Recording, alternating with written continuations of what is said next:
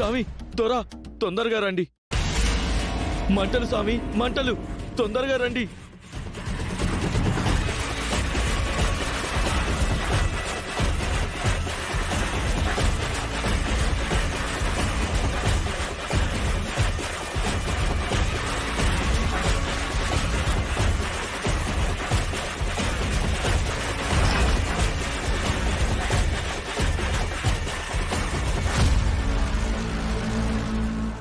ఒక్కసారిగా మంటలు ఎగసిపడ్డాయి దొరా.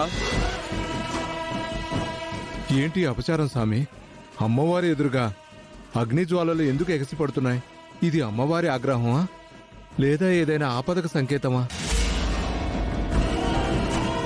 ఏదైనా ప్రళయం ముంచుకు రాబోతుందా స్వామి? ఇది అమ్మవారి ఆగ్రహం కాదు, హెచ్చరింపు. మాయాకు తన ప్రయత్నంలో ఏదో ఆటంకం కలిగిందన్న సందేశం ఇది. అక్కడ మాయకేదైనా కీడు జరిగితేనే ఇక్కడ మంటలు చెలరేగుతాయి. ఎవరో పాప అడ్డం పడుతుందని మీరు అన్నారు కదా, ఆ పాప వల్లే అయి ఉంటుందా? ఖచ్చితంగా ఆ పాపే. ఆ రూపం గురించి తెలుసుకుంటానని మొదలుపెట్టారు, కళ్ళ వరకే వచ్చి ఆపేశారు. అది ఎప్పుడు పూర్తి చేస్తారు? ఎప్పుడు అసలు రూపం బయటపడుతుంది? ఆ రూపం నేను పూర్తి చేయకుండా ఏదో దైవం నన్ను కూడా అడ్డుకునే ప్రయత్నం చేస్తుంది. అందుకే పూర్తి చేయలేకపోయాను. మాతా, ఆ బిడ్డ రూపం వేయనివ్వకుండా అడ్డుపడుతున్న శక్తిని నువ్వే బంధించాలి. నా వంతు ప్రయత్నం నేను చేస్తాను, నీ వంతు ప్రయత్నం నువ్వు చేయి. ఈ మంటలను, మా గుండె మంటలను చల్లార్చు విధంగా మమ్మల్ని ఆశీర్వదించు.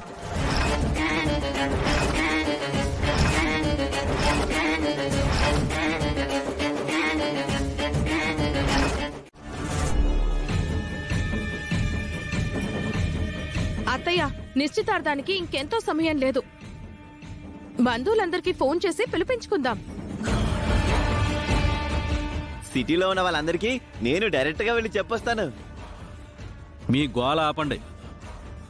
ముందు శ్రీకర్ ఎందుకు పిలిచాడో అది కనుక్కోండి. ఎందుకు పిలిచావు శ్రీకర్?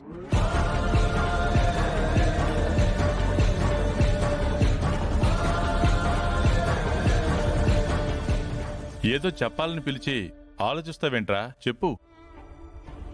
వీడి మొహం చూస్తుంటే మనం ఊహించని బాంబేదో పేల్చేలా ఉన్నాడు.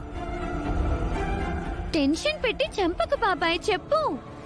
మీరందరూ నా పెళ్లి విషయంలో తొందరపడుతున్నారు, నన్ను కంగారు పెడుతున్నారు. నేను మాత్రం ఇంకా అవనిని మర్చిపోలేకపోతున్నాను.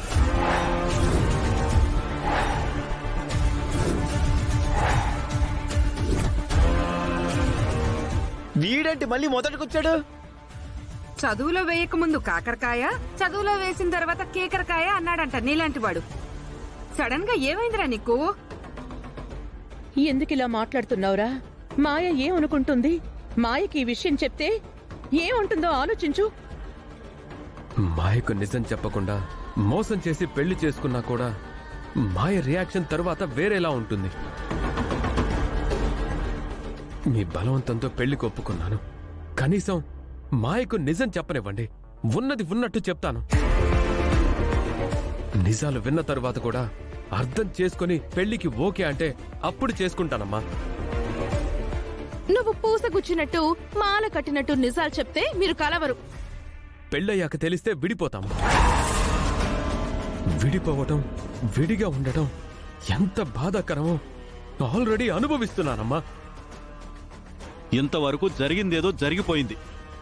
ఇప్పుడైనా శ్రీకర్ మాట వినండి. అవును బేదా, పెళ్లి జరిగితే అందరూ ఏవేవో కొనుక్కుంటామంటున్నారు. అందరూ రాబోయే బహుమతుల గురించి, కలిసొచ్చే ఆస్తుల గురించి ఆలోచించుకుంటున్నారు. వీడు మాత్రం తన జీవితం గురించి ఆలోచించుకుంటున్నాడు. నిజం చెప్పేస్తానమ్మా. చెప్పేయాలని నాకు ఉందిరా.